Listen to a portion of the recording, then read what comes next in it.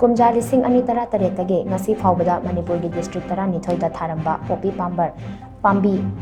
Acre Lishing Tharamba chama kuncha manga Manipur Leingakna Manghankhre HAINA official report AMANA PHONGDORAKLI official report ke wafam palladuna agency na file tawrapa report AMANA hai remote sensing amasung GIS technology sizinaraga chathaba mapping and estimation of opium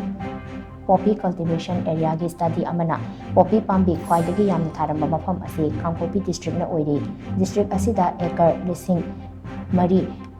Jamri Yankai Marida poppy pambi sing tharamba thengnaki masigi hek mathangda Ukhul district da acre lishing ahum jahum Nimfu Nipan amadi Churachandpur district na acre lishing ani Chatre Tara Humdoi Tengnobal district da acre lishing ani Chaunga Humfutara Manga Chandel district da acre lishing ama Chamapan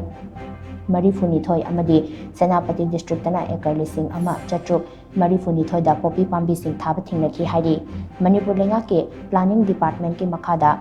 Manipur remote sensing application center na chathaki study amasung state police ki masa ama oiriba narcotics and affairs of border ge data matung inna KUMJA lising ani kunithoi kunhumdoi da Manipur gi district mapanda poppy pambi acre lising kun nipan chaunga marifutara nipan da Tharamba adu KUMJA lising ahum ngapigani KUMJA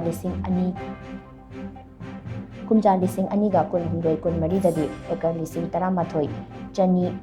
Marifu Nipan da Hantarakle masiga iroinana KUMJA lising ani kunhumdoi amasung lising ani kun mari gi manung asida poppy pambi thabagi chang asi chada kuntran nithoi dasmit tara humdoi hanthari haina su pawasina makhata na phondokli panbaya badi mamang thada Manipur gi chief minister Nongthombam Birena north east region dadi poppy pambi maru phangna muthatnaba lengap asina kathokpa amaga loinana thabak paikhali haiba wafam mahaki x account da phondokpa lekhrabani